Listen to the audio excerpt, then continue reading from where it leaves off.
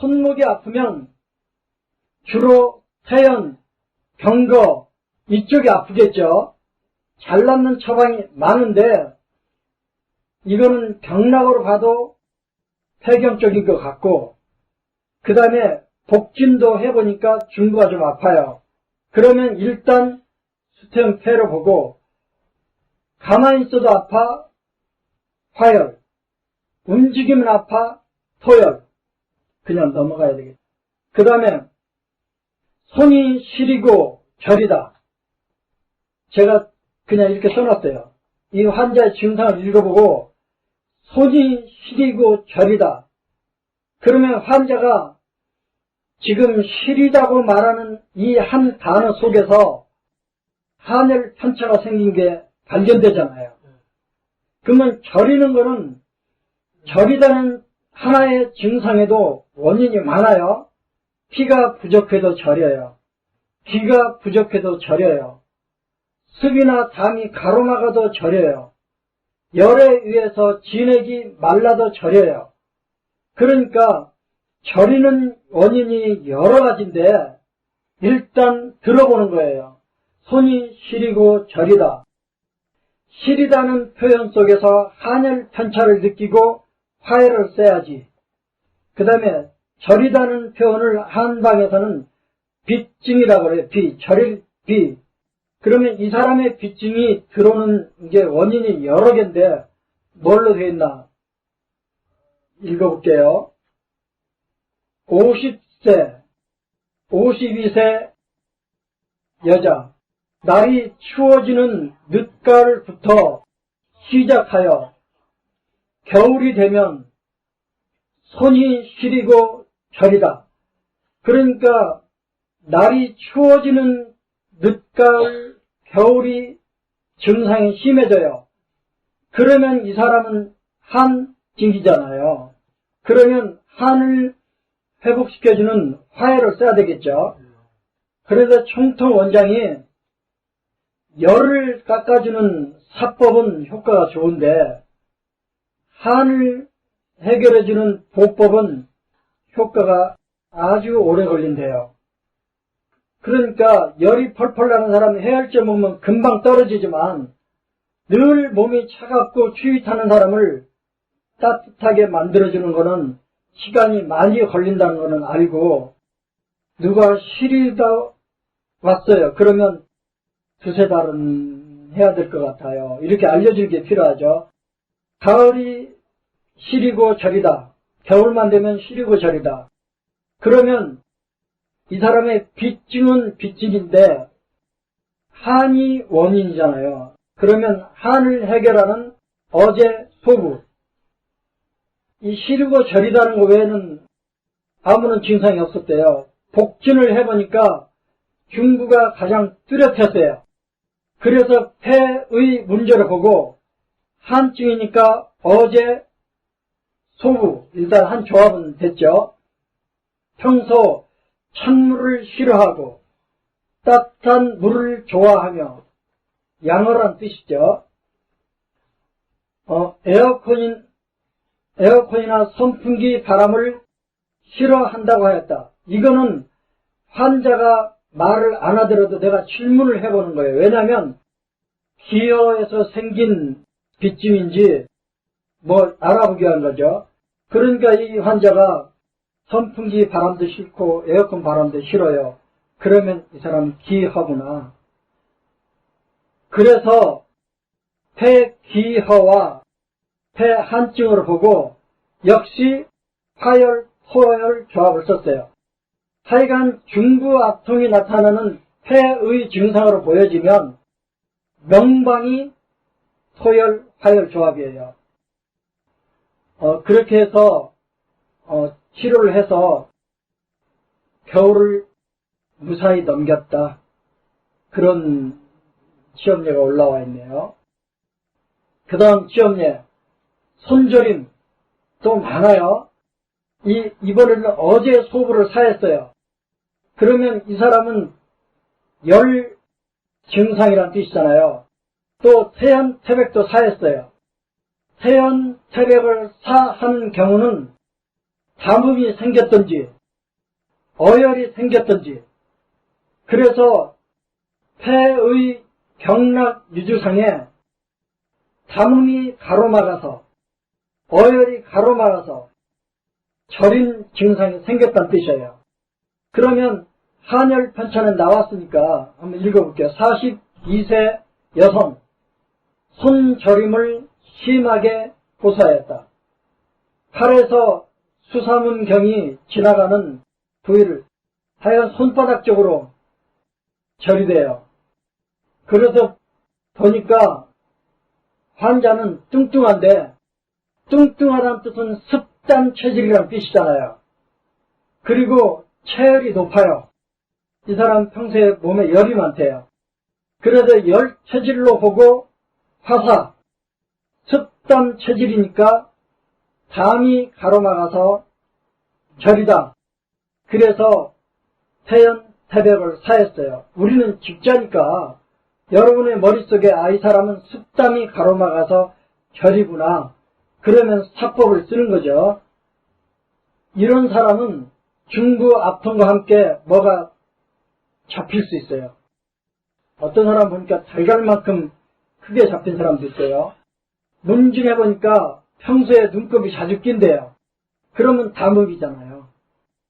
그래서 폐의 담음으로 보고 치료했대요. 근데 이 사람은 복진 2개가 나왔어요. 중부와 거골 압통이 나왔어요. 그러면 중부 압통과 함께 거골 압통이 나왔다는 뜻은 화열 조합을 쓰라는 뜻이잖아요. 그러니까 폐 정격 속에 들어있는 토열 조합, 화열 조합은 중부 압통에 있는 사람에게는 엄청난 명방이 되는 거예요. 그 다음 손저림 또 나오네요. 어제 소부 보 했다는 뜻은 체열이 낮고 찬물 싫어하고 더운 물 좋아하고 에어컨 싫어하고 뭐 그러겠죠. 태연태백 보 이걸로 치료했다는 뜻이고, 또 손저림 나오는데 그냥 넘어갈게요. 손저림은요, 화열, 토열 조합으로 되어 있는 이 폐정적 처방을 쓰면 한열도 치료하고 기허, 담음, 어혈을 치료하잖아요. 태연, 태백 조합 속에는 종기를 보충해주겠다는 기허 처방도 들어있고, 담음, 가래, 콧물, 눈곱, 이게 폐의 담음이잖아요. 가래나 콧물이나 눈곱이 있다고 하는 담음도 처리하고, 그 다음에 넘어져서 부딪혀서 뛰어서 생긴 어혈도 치료하는 거예요. 그 사암침법의 어혈 처방의 명방이 태연, 태백, 보인데 태연, 태백을 보하든지 사하든지 어혈은 치료가 된다. 여기 김수환 선생님이 올려준 취업료 중에 5침이 있어요. 어떤 분의 경거에 침을 놓았는데 환자가 움직이는 바람에 부작용이 생긴 거예요. 아파요. 그래서 주물러도 보고 해도 안 들어요. 경거에 침을 맞던 중에 옷깃에 침이 걸렸는지 침이 움직이면서 천부혈 근처까지, 그렇게 천부혈은 겨드랑이 아래잖아요. 그러니까 폐경을 따라서 쭉 아픈 거예요. 방사통이 생긴 거예요. 그래서 지압 만져도 주고 해도 낫질 않았대요. 그러면 지금 침 맞다 생긴 문제예요. 그러면 염증 상태잖아요. 염증을 처리하는 혈이 화혈이잖아요. 그래서 어제혈을 반대쪽 어제혈에 침을 놓았더니 금방 편해졌다. 우리는 오침을 치료하는 정말 비방 중에 비방, 동시침에서 말하는 족해혈이 있잖아요. 무릎 슬개골 바로 위에 있는 그 족해혈이나 손에 있는 소부혈에 침 놓으면요, 하여간 오침은 해결이 정말 잘 되더라고요. 그 다음 엄지손가락 염좌, 엄지손가락이 삐었다는 뜻인데 역시 움직일 때 아파 유토열, 가만히 있어도 수시고 아파 형화혈. 그 다음 또 엄지손가락이 아픈 환자가 왔어요. 역시 같은 처방으로 치료했는데 하여간 삐어서 오면 움직이면 아파요. 가만히 있어도 쑤시고 아파요. 그러면 움직이면 아파 유토열, 가만히 있어도 아파 형화열. 화열조합, 토열조합이 폐 정격 속에 들어있잖아요. 우리는 직자죠. 그 다음에 이거는 사암침에서 제가 가져온 거예요. 뭐냐면 우리 오미를 산, 고, 감, 신, 함인데 매운맛은 폐, 금의 맛이에요. 그래서 환자가 저는 늘 입안이 매워요. 그러면 짐작을 폐의 열이겠다. 그렇게 짐작을 해보는 건데 어떤 환자가 와서 저는 김치, 매운 김치통 못 먹어요. 그 한마디에 폐의 문제로 보고 폐전격으로 고쳐줬대요. 재밌잖아요. 그러니까 오행색채표, 오행귀류표는 환자가 왔을 때 원인 장부를 알아가게 해주는 참고 자료이거든요. 환자가 왔어요. 30살 조금 넘은 여자분하고 60살 넘은 남자가 왔는데 자기는 늘 입이 짜대. 그래서 제가 짐작해서 그 나이에 젊은 여자 거느리고 사느라고 고생이 많나 보다. 그러니까 신기가 떨어지니까 콩팥과 연관된 맛이 짠맛이에요. 산, 고, 감, 신, 함. 그럼 어디를 건드리면 좋겠어요? 그때는 몰랐지만 콩팥으로 보고 복진을 했겠죠. 그리고 입에서 어떤 맛이 느껴진다는 것은 열이거든요. 그러면 화사금보했겠지. 어쨌든 매운 김치를 못 먹는 사람 어제 소부만 쓰면 되겠죠. 그 다음 해수, 천식. 이제 정말 중요한 증상이에요. 폐와 하여간 폐의 주 증상은 많이 있지만 세 가지는 잊어버리지 마세요. 해천 담다예요. 해는 기침이고 천은 숨을 헐떡거리는 천식이에요. 담음은 가래예요. 어쨌든 기침 가래, 해수 천식 이런 게 보이면 일단 폐로 보세요. 그리고 복진했더니 중부가 아파. 그러면 폐로 가세요. 일단 폐로 가세요. 또 하나 기침이 만들어지는 장부가 콩팥이 있는데 콩팥이 뚜렷하면 주로 밤에 기침을 하거나 잔기침을 해요. 그런데 폐의 역기의 주 증상이 해천이라고 그랬잖아요. 담다. 왜냐하면 내려가야 될 기운이 못 내려가면 올라오는데 그 올라오는 증상이 해천 담다예요. 그러니까 기침 많이 해, 숨 헐떡거려, 가래 많이 생겨. 그러면 역기를 치료하는 혈이 합혈이에요. 수태음 폐의 합혈은 척택혈이에요. 그러니까 동시침에서는 무조건 기침하면 척택사예요. 딱충으로. 척택을 딱충으로 몇 번 때려주면 그날 밤을 편하게 쉬어요.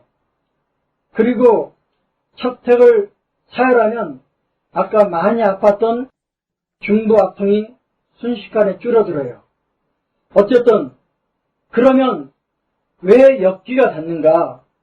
역기를 일으키는 원인이 또 있을 거 아니에요. 그래서 해천 담다에는 무조건 척택 음곡을 기본으로 가래 때문에 기침이 심하면 태연, 태백. 왜냐면 가래는 담음이잖아요. 목구멍에 가래, 콧물, 눈곱은 폐의 담음이잖아요. 환자가 왔어요. 기침 엄청 하는데 눈곱, 콧물, 눈물, 콧물, 가래가 있으면서 기침을 엄청나게 해요. 그러면 수사토사예요. 그 다음 기침을 하긴 하는데 가래도 없고 얼굴이 벌게요. 도무지 찬물만 먹고 싶대요. 그러면 이 사람의 역기는 열 때문에 생긴 역기예요. 그러면 수사, 화사 아니면 수고, 화사 무조건 음극척택을 침을 놓아주든지 음극척택을 점자 사열해주든지 이 해천산다라는 역기는 어디서 왔을까? 가래 때문이다. 담음 때문이다. 그러면 토열. 열 때문이다. 그러면 화열. 기침을 하는데 입에서 끝도 없이 가래가 나와요. 물처럼 나와요. 그 다음에 콧물이 줄줄줄 나와요. 그러면 수기상역이잖아요. 그러면 척택, 음극만 사해주면 되지. 침 놓는 것보다는 더 빠른 건 피 빼주는 거죠. 딱딱 몇 번 때려주는 거죠. 척택을. 그런데 폐와 연관된 유혈이 견각 간부에 있어요. 폐, 유. 견각 간부를 잘 주물러주면 가래가 좀 줄어요. 또 하나 동시침에서 말하는 수금, 수통, 허벅지에 있는 사마열 이런 것들이 가래를 정말 잘 없애는데 통통이니까 하펼, 척택을 침으로 놓든지 딱총으로 때리든지 하여간 폐에서 가장 괴로운 거는 해천담음이에요.